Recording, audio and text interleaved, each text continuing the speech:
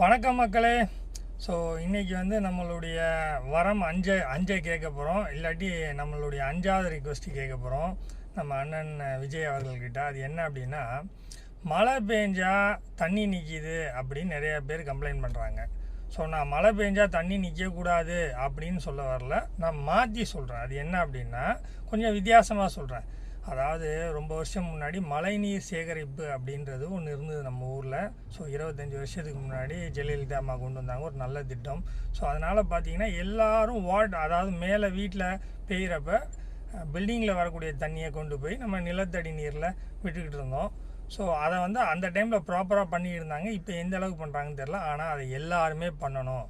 அதாவது இயற்கையாக வரக்கூடிய அந்த மழையை நம்ம ரோட்டில் விட்டுட்டு தண்ணி நிற்கிதேன்றதை விட அதை கரெக்டாக வாட்டர் மேனேஜ்மெண்ட் பண்ணி அதை கிரவுண்ட் லெவலில் போய் கிரவுண்ட் லெவல் வாட்டர் லெவலை நம்ம இன்க்ரீஸ் பண்ணணும். அதை போரில் கொண்டு போய் விடலாம், இல்லை அதை கிணறுல கொண்டு போய் விடலாம். அப்படியே இல்லை அப்படின்னா ஒரு சாம்பிள் ஒரு ஏரியாவை 2 ஏரியாவை எடுத்து அதில் நீங்கள் ஜல்லி அந்த மேனேஜ்மெண்ட்லாம் கொட்டி அதை நீங்கள் ஆன்லைனில் வீடியோவை பாருங்கள், அதை பண்ணலாம்.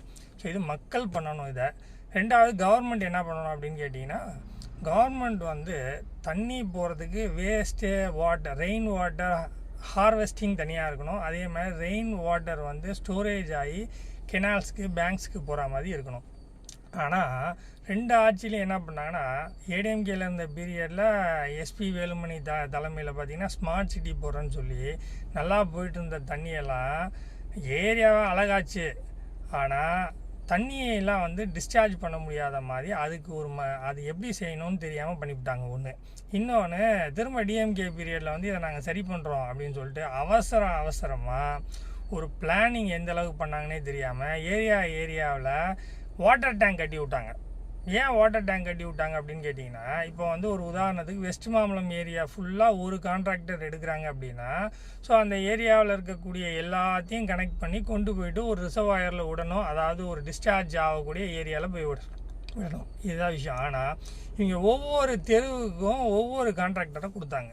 அப்போ ஒவ்வொருத்தரும் என்ன பண்ணுவாங்க, சைடில் இருக்க வாட்டர் டேங்க் மாதிரி அந்த ஏரியாவை தான் கட்டினாங்களே தவிர இதை இதுவும் பக்கத்து தெருவையும் ஜாயின் பண்ணாங்களா, அது அந்த மெயின் ஸ்ட்ரீமில் போய் ஜாயின் பண்ணாங்களா, அதெல்லாம் பண்ணாங்களான்றது அது ஒரு சந்தேகத்துக்குரியது. இன்றைக்கி வரைக்கும் அது டவுட்டாக தான் இருக்குது. ஏன் அதனால தான் டிராக்டர் வச்சு இன்னும் தண்ணி எடுத்து விட்டுட்ருக்காங்க மழை பெஞ்சா.